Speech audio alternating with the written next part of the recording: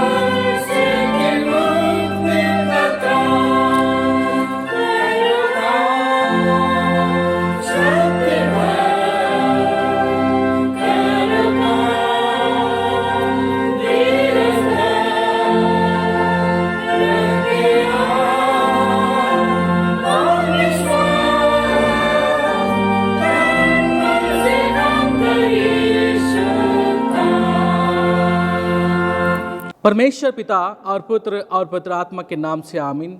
हमारी सहायता ईश्वर के नाम से है जिसने स्वर्ग और पृथ्वी को सिरजा।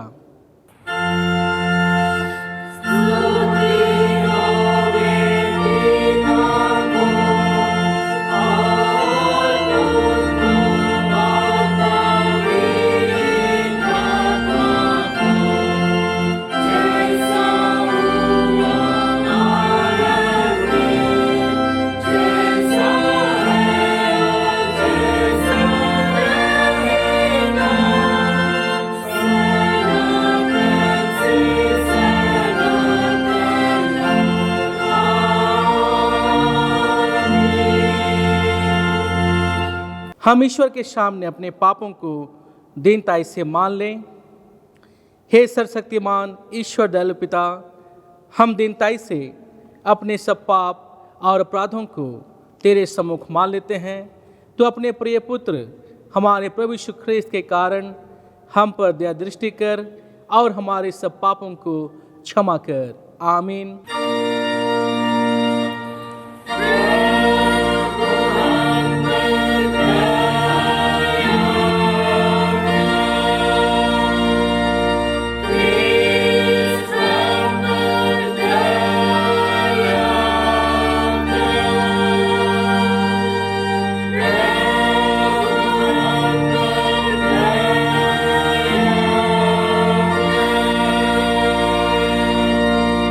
शांति का वचन सुने। मत्ती 5:4-6। धन्य है वे जो शोक करते हैं, क्योंकि वे शांति पाएंगे। धन्य है वे जो धर्म के भूखे और प्यासे हैं, क्योंकि वे तृप्त किए जाएंगे। आमीन।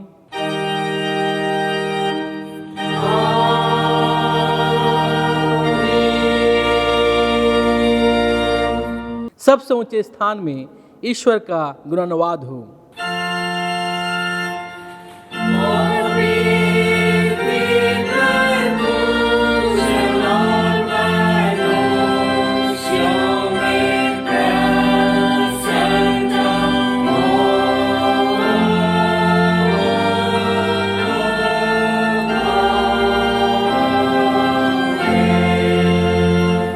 प्रभु तुम्हारे संग हो।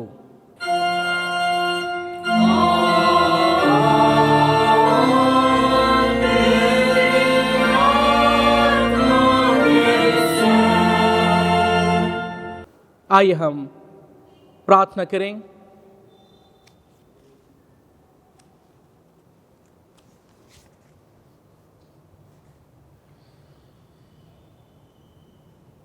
हे प्रिय प्रभु स्वर्गवासी पिता, हम तेरा धन्यवाद करते हैं कि तू अपनी कृपा से हमारा विनाश नहीं चाहता है, परंतु कि हम अपना मन तेरी ओर फिराएं और बच जाएं।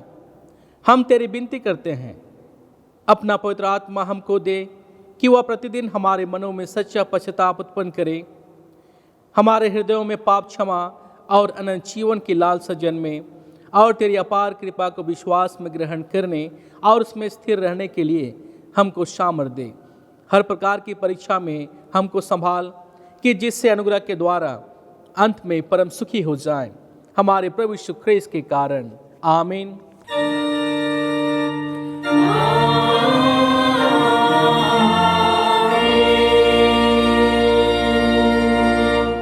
आइए हम आज के लिए पहला पाठ वचन सुने, जो हमें मिलता है प्रेरितों के काम अध्याय संख्या 20 और पद संख्या 17 से आगे 38 पद तक। प्रेरितों के काम अध्याय संख्या 20 और पद संख्या 17 से आगे। Book of Acts chapter 20 verse beginning from 17। परमेश्वर का वचन यहाँ इस प्रकार से लिखा हुआ है। उसने मिलेतुस से इफिसुस में कहला भेजा और कलीसिया के प्राचीनों को बुलाया।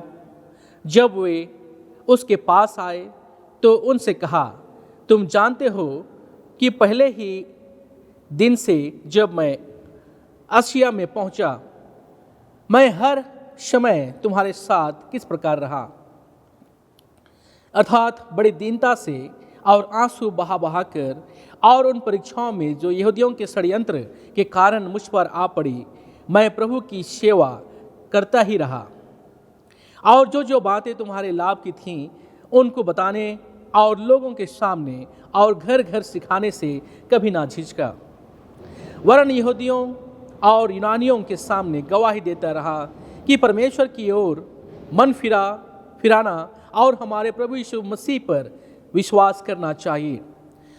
अब देखो, मैं आत्मा में बंधा हुआ यरूशलेम को जाता हूँ और नहीं जानता कि वहाँ मुझ पर क्या क्या बीतेगा। केवल यह कि पवित्र आत्मा हर नगर में गवाही दे देकर मुझसे कहता है कि बंधन और क्लेश तेरे लिए तैयार हैं, परंतु मैं अपने प्राण को कुछ नहीं समझता कि उसे प्रिय जानूं, वरन यह कि मैं अपनी दौड़ को और उस सेवा को पूरी करूं जो मैंने परमेश्वर के अनुग्रह के सुसमाचार पर गवाही देने के लिए प्रभु यीशु से पाई है। अब देखो, मैं जानता हूं कि तुम सब जिनमें मैं परमेश्वर के राज्य का प्रचार करता फिरा, मेरा मुंह फिर ना देखोगे। इसलिए मैं आज के दिन तुमसे गवाही देकर कहता हूं कि मैं सच सबके लहू से निर्दोष हूं, क्योंकि मैं परमेश्वर के सारे अभिप्राय को तुम्हें पूरी रीति से बताने से ना झिझका। इसलिए अपनी और पूरे झुंड की चौकसी करो, जिसमें पवित्र आत्मा ने तुम्हें अध्यक्ष ठहराया है कि तुम परमेश्वर की कलीसिया की रखवाली करो, जिसे उसने अपने लहू से मोल लिया है। मैं जानता हूं कि मेरे जाने के बाद फाड़ने वाले भेड़िए तुम में आएंगे, जो झुंड को ना छोड़ेंगे। तुम्हारे ही बीच में से भी ऐसे ऐसे मनुष्य उठेंगे जो चेलों को अपने पीछे खींच लेने को टेढ़ी मेढ़ी बातें कहेंगे। इसलिए जागते रहो और स्मरण करो कि मैंने 3 वर्ष तक रात दिन आंसू बहा बहा कर हर एक को चेतावनी देना ना छोड़ा। और अब मैं तुम्हें परमेश्वर को और उसके अनुग्रह के वचन को सौंप देता हूँ, जो तुम्हारी उन्नति कर सकता है और सब पवित्र किए गए लोगों में साझी करके मिरास दे सकता है। मैंने किसी के चांदी, सोने या कपड़े का लालच नहीं किया। तुम आप ही जानते हो कि इन्हीं हाथों ने मेरी और मेरे साथियों की आवश्यकताएं पूरी की। मैंने तुम्हें सब कुछ करके दिखाया कि इस रीति से परिश्रम करते हुए निर्बलों को संभालना और प्रभु यीशु के वचन स्मरण रखना अवश्य है, जो उसने आप ही कहा है, लेने से देना धन्य है। यह कहकर उसने घुटने टेके और उन सब के साथ प्रार्थना की।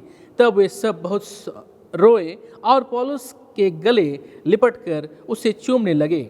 वे विशेषकर इस बात से शोकित थे जो उसने कही थी कि तुम मेरा मुंह फिर ना देखोगे। तब उन्होंने उसे जहाज तक पहुंचाया। यहाँ तक आमीन। तेरा धन्यवाद हो हे ख्रिस्त यीशु। हालेलुया।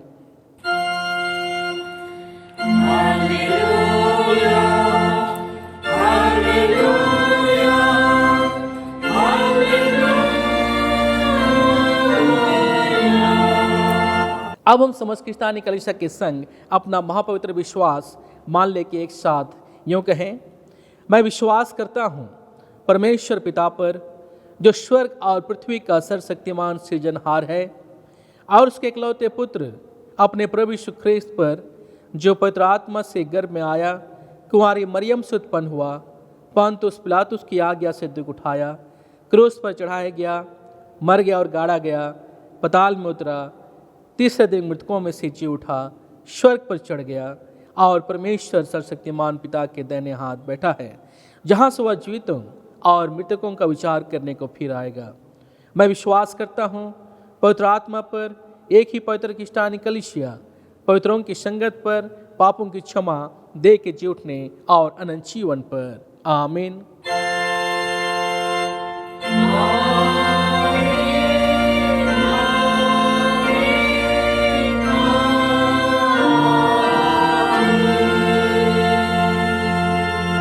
आइए हम आराधना के क्रम में दूसरा गीत गाएंगे, साक्ष्यवाणी गीत संख्या 123। साक्ष्यवाणी गीत संख्या 123।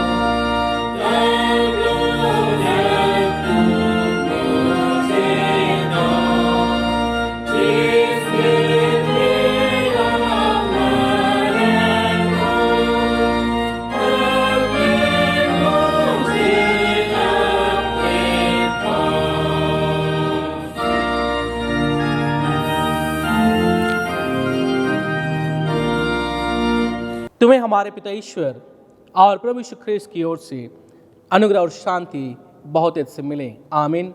आइए हम प्रार्थना करें। हे जीवित और सामर्थ्य पिता परमेश्वर, प्रभु धन्यवाद देते हैं आज के इस पवित्र दिन में हम आपके इतने प्रियजन आपके पवित्र नाम की स्तुति महिमा धन्यवाद करने पाते हैं। और इस समय इस घड़ी प्रभु जब हम आपके पवित्र वचन पर मनन ध्यान करते हैं, प्रभु प्रार्थना करते हैं आप इस स्वयं पवित्र आत्मा की सामर्थ प्रेरणा अगुवाई हमें से हर एक के जीवन में प्रदान कीजिए कि प्रभु आज का वचन हमें से हर एक के लिए, हर एक विश्वासियों के लिए, कलीसिया के लिए प्रभु मार्गदर्शन का कारण बनने सके। हाँ पिता परमेश्वर, हमारे जीवन में आत्मिक उन्नति सुधार आने सके और हम आपकी जीवित गवाही के लिए प्रभु हम तैयार होने पाएँ। प्रार्थना हमारे प्रभु यीशु मसीह के मधुर नाम से मांगते हैं, दया सुनिए और अनुग्रह से ईश्वर के राज में ग्रहण कीजिए। आइए हम आज के लिए परमेश्वर का पवित्र वचन सुने जो हमें मिलता है लूका का रचित सुसमाचार अध्याय संख्या 19 और पद संख्या 41 से आगे 48 पद तक। लूका का रचित सुसमाचार अध्याय संख्या 19 और पद संख्या 41 से आगे 48 पद तक।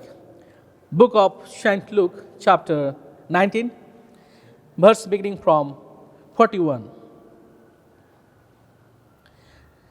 यहाँ परमेश्वर का पवित्र वचन इस प्रकार से लिखा हुआ है। जब वह निकट आया तो नगर को देखकर उस पर रोया और कहा, क्या ही भला होता कि तू ही इसी दिन में कुशल की बातें जानता, परंतु अब वे तेरी आंखों से छिप गई हैं। क्योंकि वे दिन तुझ पर आएंगे कि तेरे बैरी मोर्चा बांधकर तुझे घेर लेंगे और चारों ओर से तुझे दबाएंगे और तुझे और तेरे बालकों को जो तुझ में है मिट्टी में मिलाएंगे और तुम में पत्थर पर पत्थर भी ना छोड़ेंगे, क्योंकि तूने उस अवसर को जब तुझ पर कृपा दृष्टि की गई ना पहचाना। तब वह मंदिर में जाकर बेचने वालों को बाहर निकालने लगा और उनसे कहा, लिखा है मेरा घर प्रार्थना का घर होगा, परंतु तुमने उसे डाकुओं की खो बना दिया है। वह प्रतिदिन मंदिर में उपदेश करता था और प्रधान याजक और शास्त्री और लोगों के प्रमुख उसे नष्ट करने का अवसर ढूंढते थे, परंतु कोई उपाय ना निकाल सके कि यह किस प्रकार करें, क्योंकि सब लोग बड़ी चाह से उसकी सुनते थे। यहाँ तक। आमीन। मसीह प्रियो, आज का पवित्र वचन जिसे हमने सुना, यह घटना उस समय की है जब यीशु मसीह यरूशलेम की ओर विजय प्रवेश करने पर हैं। यरूशलेम की ओर विजय प्रवेश के क्रम में यीशु मसीह के द्वारा की गई भविष्यवाणी, यीशु मसीह के द्वारा की गई आलोचना, यीशु मसीह के द्वारा की गई कार्यों का वर्णन यहाँ हम देखने पाते हैं। मसीह प्रिय 19 अध्याय बहुत ही प्रसिद्ध चैप्टर में से एक है। 19 अध्याय के आरंभ से ही हम पढ़ेंगे तो पाएंगे वहाँ जकरिया का कहानी या स्टोरी उसमें वर्णन है। जकई वह चुंगी लेने वाला व्यक्ति था जिसकी जीवनी के विषय उसमें वर्णन किया गया है। किस प्रकार से वह गुलर के पेड़ पर चढ़ता है, यीशु मसीह का दर्शन वह करना चाहता है और यीशु मसीह उसी मार्ग से होते हुए उस पेड़ के निकट आते हैं और उन्हें उनके घर जाने के लिए वह अपना इच्छा व्यक्त करते हैं और यीशु मसीह उनसे कहते हैं, आज जक्कई के घर में उद्धार आया है। मसीह प्रियो, और आगे की घटना यदि देखेंगे तो वहाँ भी वर्णन है उसके बाद कि यीशु मसीह एक दृष्टांत देते हैं जो कि जिसमें एक मालिक है, स्वामी है, जो अपने 10 सेवकों को बुला करके उन्हें 10 मुहर या मुहरें उन्हें देते हैं। तो इस प्रकार से यह घटना बहुत ही प्रचलित या जाना माना घटना हम देखते हैं। परंतु बहुत ही कम हम इस बात पर गौर किए होंगे कि यहाँ यीशु मसीह का यरूशलेम में जो शुद्धिकरण की जो घटना का वर्णन है, या पहली घटना नहीं लेकिन यह दूसरी घटना है। यीशु मसीह यरूशलेम मंदिर में दूसरी बार वह शुद्धिकरण करते हैं, और ये जो घटना है या दूसरी घटना है जिसमें यीशु मसीह उस मंदिर में शुद्धिकरण का कार्य को करते हैं। मसीह प्रियो, आज के वचन में हम गौर करेंगे कि किस प्रकार से यीशु मसीह यरूशलेम मंदिर की ओर निहारते हैं, यरूशलेम मंदिर की ओर देखते हैं और वह भविष्यवाणी करते हैं। उनके विषय वह अपने विचारों को, आलोचना को व्यक्त करते हैं कि यरूशलेम के विषय आने वाले दिनों में क्या होने वाला है।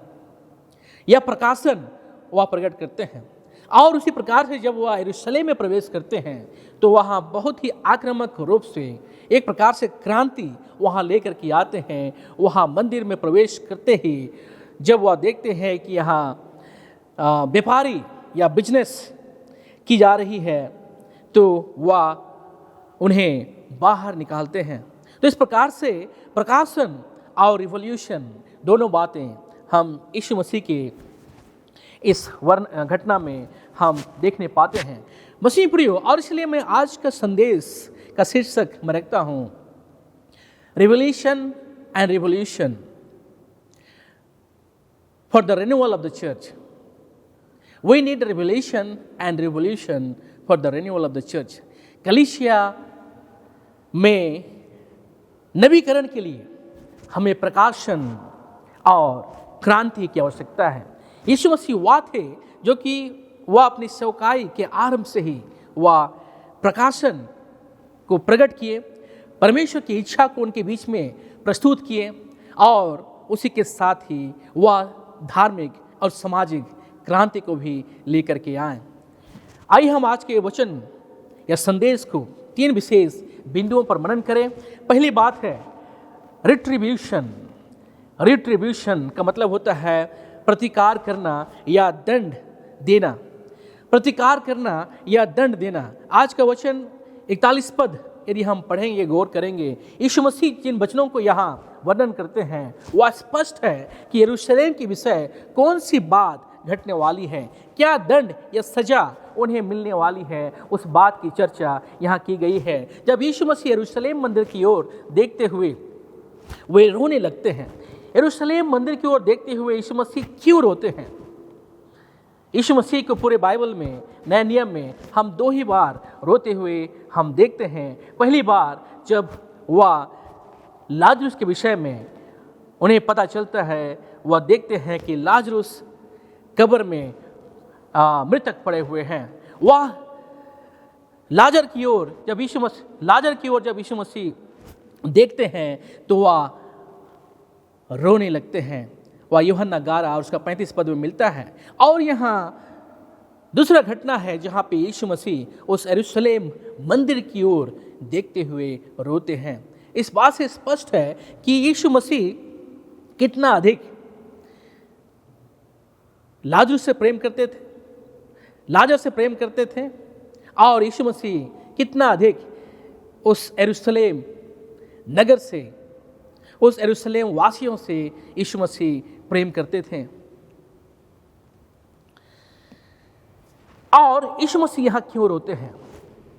यीशु मसीह आगे वर्णन करते हैं, क्या ही भला होता कि तू आज ही इसी दिन में कुशल की बातें जानता। यीशु मसीह इस बात को यहाँ दोहरा रहे हैं, आज ही का दिन में कम से कम अच्छा होता कि तुम्हारे जीवन में भला होता, अच्छा होता, क्योंकि परमेश्वर उनके जीवन में आरंभ से ही, इस्राएलियों के जीवन में आरंभ से ही भलाई को ही लाना चाहें। आरंभ से ही यीशु मसीह उनके जीवन में उद्धार को, अनंत जीवन को उन्हें देना चाहें। आरंभ से ही परमेश्वर इस्राएलियों को छुटकारा, पाप क्षमा प्रदान करना चाहें। और इस बात का प्रकटीकरण आदि काल से ही होता आया है, परंतु उन दिनों को वे भूल गए, उन बातों को वे याद नहीं किए, और इसलिए यहाँ यीशु मसीह उन्हें फिर से रिपीट करते हुए कहते हैं, क्या ही भला होता आज, कम से कम आज का दिन तुम में कुशल की बातें जानता। वे परमेश्वर के द्वारा किया गया कुशल की बातें या शांति की बातों को वे नहीं अनुभव कर पा रहे थे, और इसलिए परमेश्वर का अनुग्रह अब उनसे दूर होने वाला था। इस बात की चर्चा यीशु मसीह यहाँ कहते हैं, परंतु अब वे तेरी आंखों से छिप गई हैं। इतने दिनों तक परमेश्वर का अनुग्रह उन पर प्रकट किया गया, और यहाँ तक कि अब अर्थात यीशु मसीह के समय में भी उन पर यह अनुग्रह प्रकट किया जा रहा है, लेकिन इस्राएली उस पर विश्वास करने को तैयार नहीं है। और उनमें से विशेषकर सदूकी फरीसी वे लोग थे जो उस पर विश्वास नहीं कर रहे थे, और यीशु मसीह का इसलिए कटु आलोचना करते हुए हम यहाँ देखते हैं। और यीशु मसीह भविष्यवाणी करते हैं कि यरूशलेम के विषय क्या होने वाला है, और यरूशलेम को वे क्या करेंगे, जो शत्रु होंगे वे क्या करेंगे, क्योंकि वे दिन तुझ पर आप आएंगे कि तेरे बैरी मोर्चा बांधकर तुझे घेर लेंगे और चारों ओर से तुझे दबाएंगे। जो भविष्यवाणी यीशु मसीह के द्वारा की गई वह अक्षरश वह पूरा होते हुए हम देखते हैं। 70 एडी में टाइटस एम्परर के द्वारा यरूशलेम में अटैक किया जाता है, आक्रमण किया जाता है, और वे क्या करते हैं, लगभग पूरे यरूशलेम के चारों ओर से वे बाड़ा बांध देते हैं। यरूशलेम के चारों ओर वे बाड़ा बांध देते हैं, पत्थरों का, मिट्टी का, लकड़ियों का ढेर लगा देते हैं, और इस प्रकार से इस्राएली जो है और उसमें निवास करने वाले जो लोग हैं वे बाहर ना आएं। तो वे लगभग 5 माइल के सर्कल में वे उन्हें घेर लेते हैं और उन्हें नष्ट कर देते हैं, उन्हें जला डालते हैं, उन्हें मार डालते हैं। और इसलिए आगे कहा गया है, चारों ओर से तुझे दबाएंगे और तुझे और तेरे बालकों को जो तुझ में है मिट्टी में मिलाएंगे। वो यहाँ तक कि हर एक वहाँ बसने वाले लोगों को वे मार डालते हैं। और 70 एडी के घटना में कहा जाता है 10 लाख से 30 लाख के लगभग की संख्या में लोग उस पूरे शहर में, नगर में बसे हुए थे और उन्हें मार दिया जाता है। खून का धारा एक प्रकार से बह निकलता है। मसीह प्रियो, ये जो भविष्यवाणी की गई यीशु मसीह के द्वारा वह इतिहास गवाह है, वह पूरा होते हुए हम जानते हैं। और ये जो घटना घटी क्यों यीशु मसीह घटी, इस बात को आगे भी और वर्णन करते हुए कहते हैं, क्योंकि तूने उस अवसर को जब तुझ पर कृपा दृष्टि की गई ना पहचाना। यहाँ हिंदी में अवसर शब्द का प्रयोग किया गया है, लेकिन जो ग्रीक शब्द है उसके लिए यहाँ विजिटेशन या भ्रमण शब्द का प्रयोग किया गया है। They did not recognize the time of his visitation. वे यीशु मसीह के आने के का जो समय है उस समय को वे नहीं पहचान पाए। यीशु मसीह उनके बीच में आए, परमेश्वर उनके बीच में आए, उद्धारकर्ता उनके बीच में आए, छुटकारा देने वाला उनके बीच में आए, लेकिन वे नहीं पहचान पाए।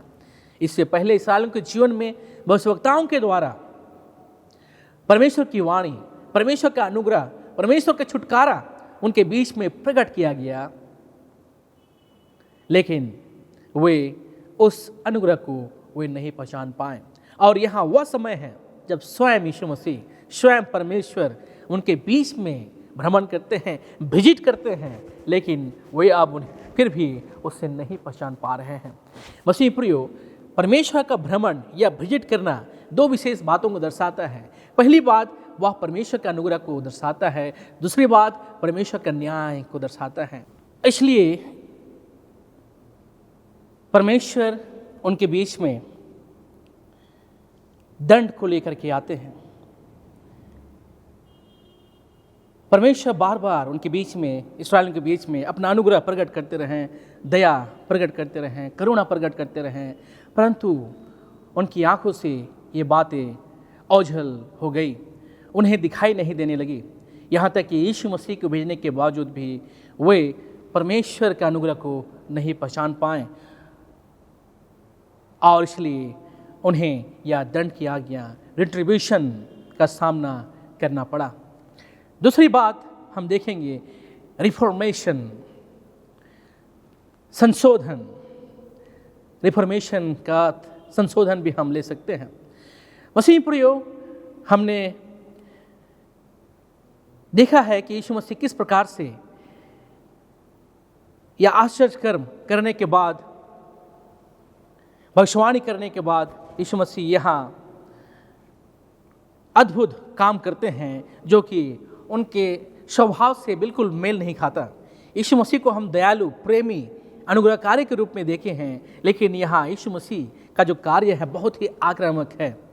यीशु मसीह क्या करते हैं? वह यरूशलेम मंदिर में प्रवेश करते हुए वे देखते हैं कि किस प्रकार से वहाँ व्यापार चल रहा है। वहाँ व्यापार चल रहा है। यह फसह का पर्व का समय था, जिस समय पूरे इस्राएली लोग विभिन्न जगहों से, दूर दूर स्थानों से वे यरूशलेम मंदिर की ओर आया करते थे। लाखों की संख्या में भीड़ वहाँ इकट्ठे होती थी और वहाँ विशेषकर उन्हें टैक्स देना होता था और सैक्रिफाइस, बलिदान देना होता था। यरूशलेम मंदिर में दो विशेष कार्य की जाती थी जो कि धार्मिक रीति विधि के अनुसार था। वह पहली बात है टेम्पल टैक्स, मंदिर का टैक्स उन्हें देना होता था और अपने पापों की क्षमा के लिए उन्हें बलिदान भी देना पड़ता था। और इस क्रम में उनके साथ शोषण किया जाता था और ये जो अगुए यहाँ हैं, इन अगुओं के द्वारा विशेषकर ये सिस्टम वहाँ डेवलप किया गया था।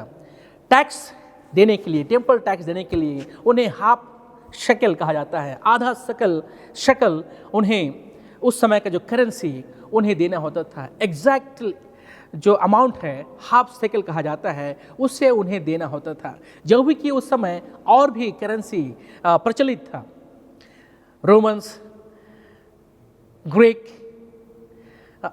आदि करेंसी का प्रचलन हुआ था, लेकिन उस मंदिर में उन्हें लोगों को विशेषकर शेकल करेंसी उन्हें देना होता था और लोगों के पास अपना अपना करेंसी हुआ करता था और उन्हें एग्जैक्टली हाफ शेकल देने के लिए उन्हें चेंज करना पड़ता था, उनका बदलाव करना पड़ता था। और इसलिए पूरे मंदिर में कई एक दुकानें बनाई गई थी जिसमें मनी चेंजर बैठा करते थे और मनी चेंज करने के लिए, उनका करेंसी चेंज करने के लिए, शेकल में चेंज करने के लिए उन्हें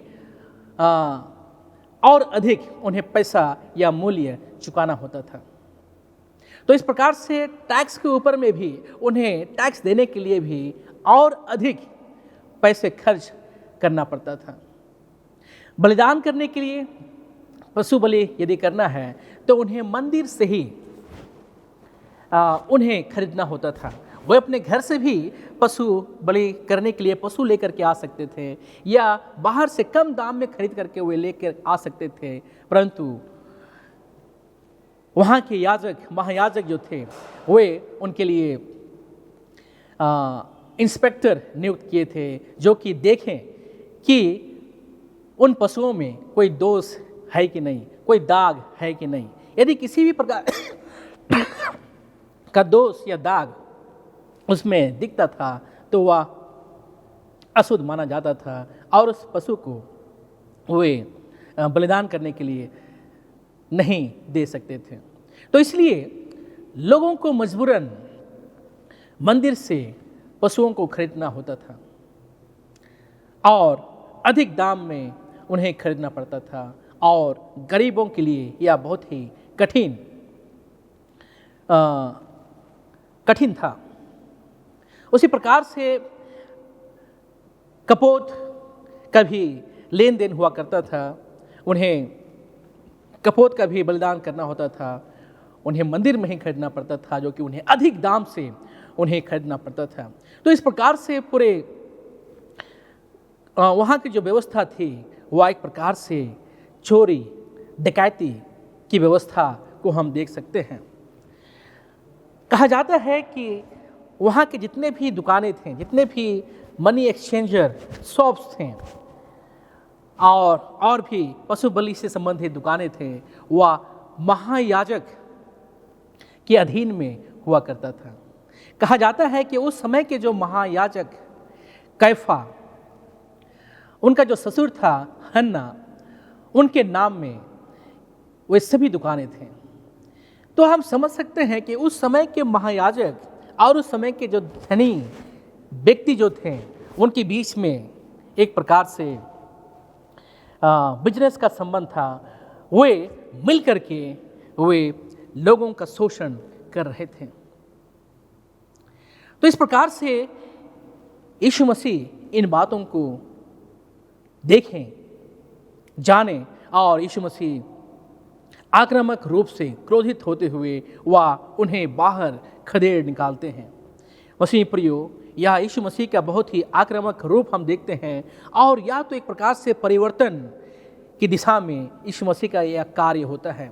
वह पूरे मंदिर का शुद्धिकरण वे करते हैं, एक प्रकार से रिफॉर्म करते हैं, बदलाव करते हैं, संशोधन करते हैं। तीसरा बिंदु है रीअफर्मिंग या रीअफर्मेशन, पुनः पुष्टि करना। 47 पद से आगे यदि हम पढ़ेंगे, हम पाएंगे वह प्रतिदिन मंदिर में उपदेश करता था और प्रधान याजक और शास्त्री और लोगों के प्रमुख उसे नष्ट करने का अवसर ढूंढते थे। यीशु मसीह जिन बातों को वे करते थे या जिन बातों को वे बोलते थे, वह उससे कभी पीछे नहीं हटते थे। यीशु मसीह के जीवन में खतरा मंडरा रहा था, शत्रु उनके पीछे पड़े हुए थे।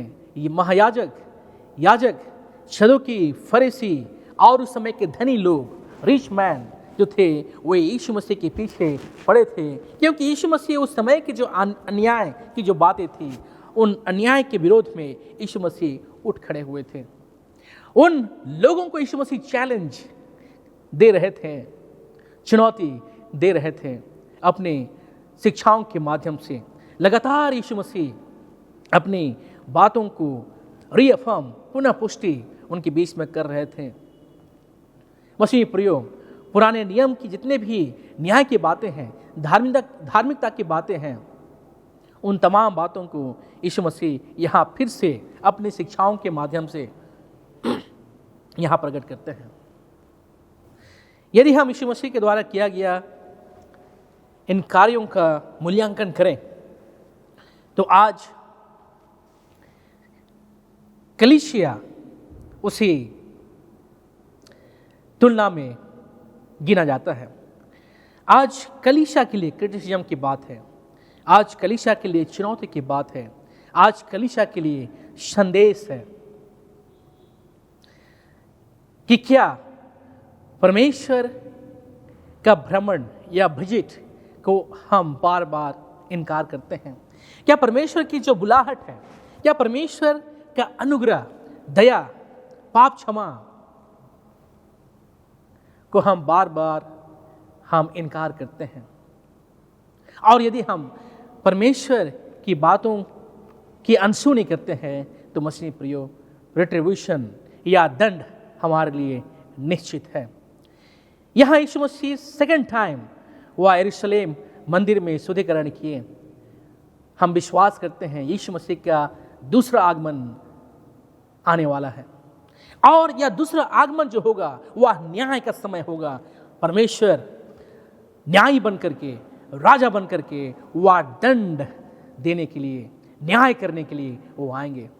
और इसलिए आज ही का दिन हमें से हर एक के लिए अनुग्रह का समय है, अनुग्रह का दिन है। और यदि हम इस अनुग्रह से हम चूक जाते हैं, इनकार कर देते हैं, अपनी आंखों को बंद कर देते हैं, तो मसीह प्रियो हमारे लिए भयंकर समय आना निकट है। और इसलिए आइए हम प्रभु की ओर अपने मनों को, अपने जीवन को समर्पित करें। प्रकाशित वाक्य 3:20 में लिखता है कि देखो मैं तुम्हारे द्वार के निकट खड़ा खटखटाता हूँ। यीशु मसीह प्रतिदिन वचन के माध्यम से मसीह संगति के माध्यम से और अपने प्रकाशन के माध्यम से प्रतिदिन यीशु मसीह हमसे मिलने आते हैं। वह विजिट करते हैं, यात्रा करते हैं। आज हमें अपने मन और कान यीशु मसीह की ओर लगाने की आवश्यकता है। दूसरी बात, जब हम देखते हैं यीशु मसीह रिफॉर्मेशन लेकर के आते हैं, परिवर्तन लेकर के आते हैं, वह शुद्धिकरण लेकर के आते हैं, आज हमारे लिए भी चुनौती है। आज कलीसिया के लिए चुनौती है। क्या कलीसिया में करप्शन है? क्या कलीसिया में उसी यरूशलेम मंदिर के समान पावर, पोजीशन का गलत इस्तेमाल किया जाता है? उस समय महायाजक ही हुआ करते थे जिनके हाथ में पावर था। याजक वर्ग, सदूकीज, फरीसीज, धनी लोग, उनके हाथ में पावर था, उनके हाथ में अधिकार था और वे नियमों को लगा करके लोगों पर शोषण किया करते थे। क्या आज कलीसिया में भी ऐसी बात है?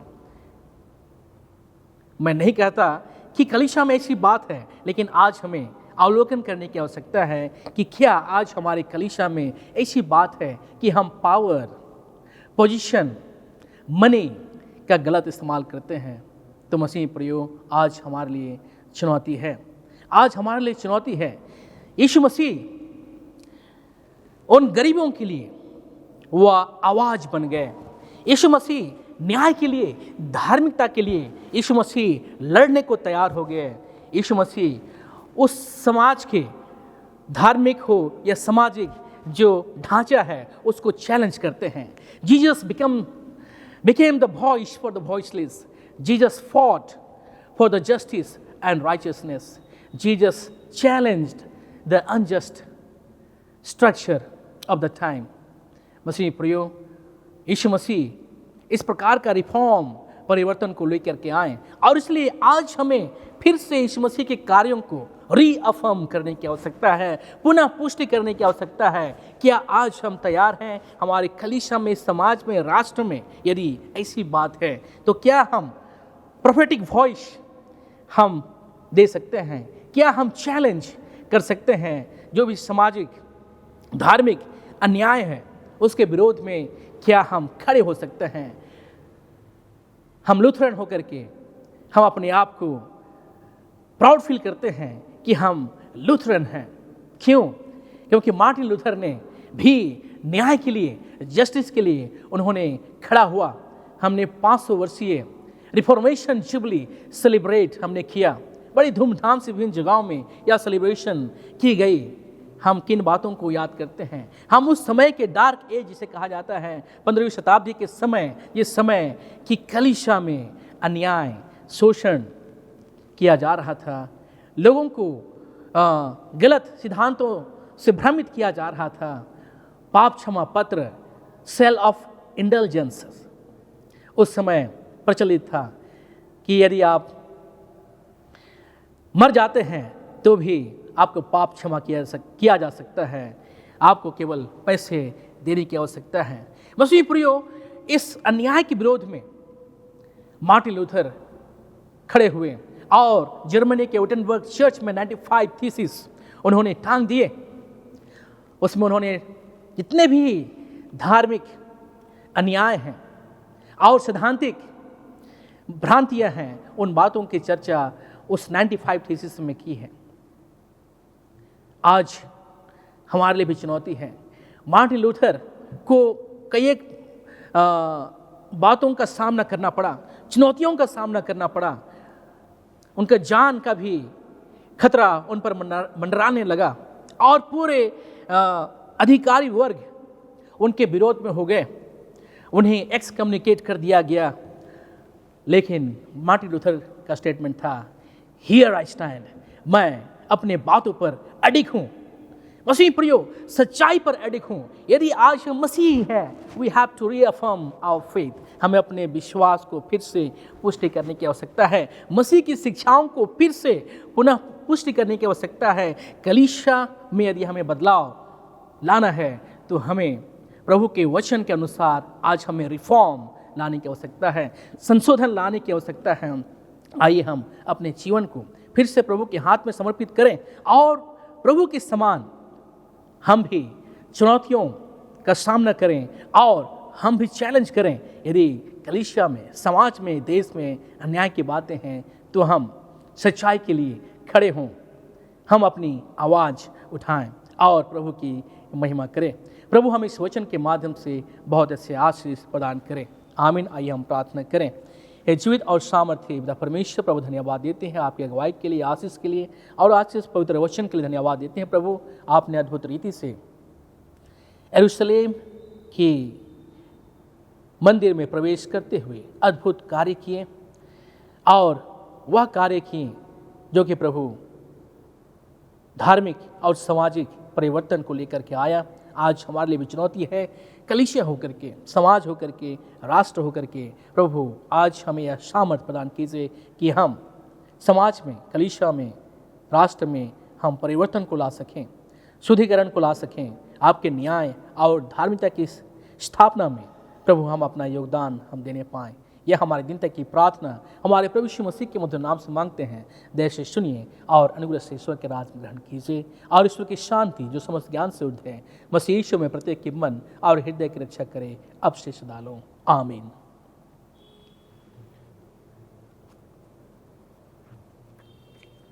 आइए हम आज की आराधना के क्रम में तीसरा गीत गाएंगे, साक्ष्यवाणी गीत संख्या 255। साक्ष्यवाणी गीत संख्या 255।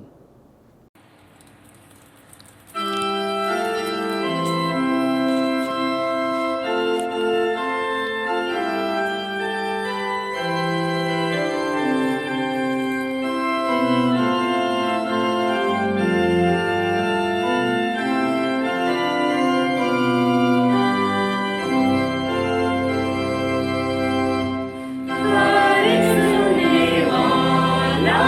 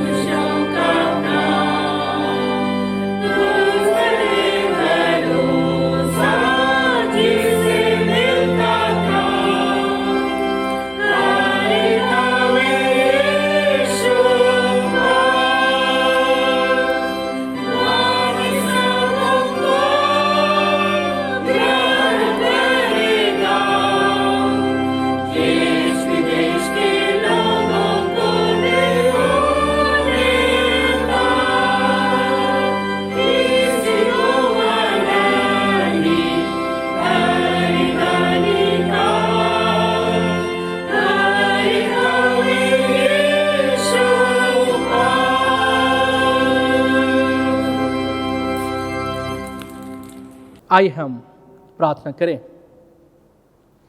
हे जीवित और सामर्थ्य पिता परमेश्वर, प्रभु धन्यवाद देते हैं आज के सुंदर दिन में आपके पवित्र नाम की स्तुति महिमा धन्यवाद हम करने पाते हैं। और निश्चय प्रभु आप ही की अगुवाई में, आप ही के अनुग्रह में, आप ही की सुरक्षा में हम सभी कोई पाए गए। अब तक आपने हमें से हर एक के जीवन को संभाला और इस योग्य प्रभु आपने किया कि हम अपनी होठों से आपकी स्तुति महिमा धन्यवाद करने पाते हैं। आज के पवित्र वचन को प्रभु हमने सुनने पाया है। प्रभु अनुग्रह कीजिए कि यह वचन हम में से हर एक के जीवन में परिवर्तन को लेकर के आए, और जिस प्रकार से प्रभु आप यरूशलेम मंदिर में परिवर्तन को लेकर के आए, बस प्रभु हम भी अपने जीवन में, कलीसियाई जीवन में, सामाजिक जीवन में, राष्ट्र के जीवन में हम भी परिवर्तन लाने वाले व्यक्ति होने सकें, रिफॉर्म लाने वाले व्यक्ति होने सकें, और आप ही के जीवित वचन की, शिक्षा की, सच्चाई की हम पुनः पुष्टि हम करने सकें। प्रभु प्रार्थना करते हैं पूरी मंडली कलीसिया के सभी विश्वासियों को आपके हाथ में सौंपते हैं और हर एक के लिए हर एक उत्तम और भली आशीषों को मांग लेते हैं। प्रभु प्रार्थना करते हैं हर एक रोगी दुखी परिजनों को आपके हाथ में सौंपते हैं। जो रोगी है, जो दुखी है, उनके संग लीजिए और अपनी चंगाई भरा हाथ उन पर रखिए और हर एक को भला चंगा स्वस्थता का जीवन प्रदान कीजिए। प्रभु प्रार्थना करते हैं कोरोना जैसे महामारी बीमारी के समय में प्रभु हम विभिन्न संकट में हैं, विभिन्न परिस्थितियों में हैं, विभिन्न जगहों में हैं। प्रभु हम आप ही की अगुवाई और सुरक्षा चाहते हैं। प्रभु हमें से हर एक के संग लीजिए और हर प्रकार से प्रभु हमें सुरक्षा प्रदान कीजिए कि प्रभु हम अपने जीवन में प्रभु आपको धन्यवाद देने के लिए जीवित पाए जाएं और अपने कामों में आगे बढ़ने सकें, आप ही की पवित्र नाम की महिमा करने पाएं। प्रभु प्रार्थना करते हैं पूरे कलीसियाई जीवन में प्रभु आपके न्याय और धार्मिकता की स्थापना होने पाए। सच्चाई के लिए प्रभु हम खड़े हों और न्याय के लिए प्रभु हम अपने आपकी शिक्षा के अनुसार प्रभु हम आगे बढ़ने सकें, ऐसी आशीष प्रदान कीजिए। प्रभु प्रार्थना करते हैं आप ही स्वयं हमें से हर एक की आत्मिक, लौकिक और बौद्धिक आशीषों को प्रदान कीजिए। हमारे जीवन में कई प्रकार की आवश्यकताएं हैं, प्रभु हमारे जीवन में तमाम आवश्यकताओं को बहुत ऐसे प्रदान कीजिए। प्रभु प्रार्थना करते हैं इन दिनों जब हम विभिन्न रूप से अपने अपने घरों में रह करके आराधना करते हैं, उपासना करते हैं, अनुग्रह कीजिए कि आत्मिक रूप से हम बलवंत और फलवंत होने सकें, कि प्रभु आप ही की जीवित गवाही हम देने पाएँ विभिन्न जगहों में जहाँ पे प्रभु आपका संदेश नहीं पहुंच पाता, आपका वचन नहीं पहुंच पाता। प्रभु अनुग्रह कीजिए कि विभिन्न माध्यम से प्रभु लोग आपके वचन को सुनने सकें, ग्रहण करने पाएँ और उनके जीवन में प्रभु बदलाव होने पाए। प्रभु प्रार्थना करते हैं अनुग्रह कीजिए कि यह महामारी समय की पूर्णता में समाप्त होने सके, ताकि प्रभु फिर से हम मसीह संगति में होकर के आपकी जीवित गवाही हम देने पाएँ।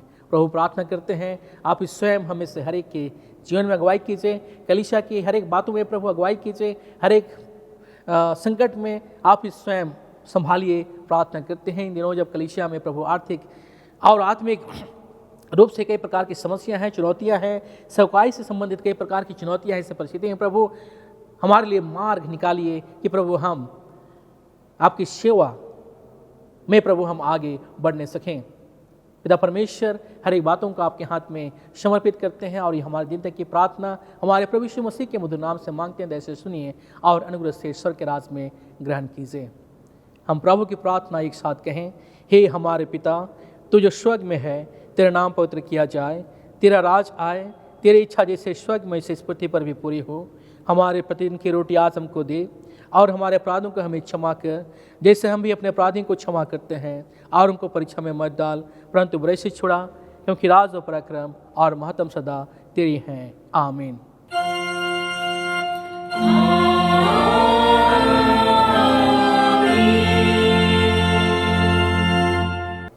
आप तेरे ईश्वर का आशीर्वाद विश्वास और दिन मन से ग्रहण करें। परमेश्वर तुझे आशीष दे और तेरी रक्षा करे।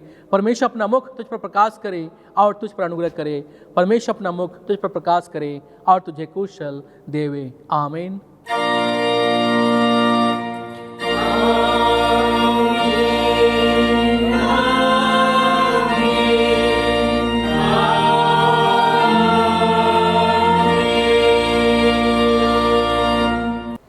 यीशु सहाय।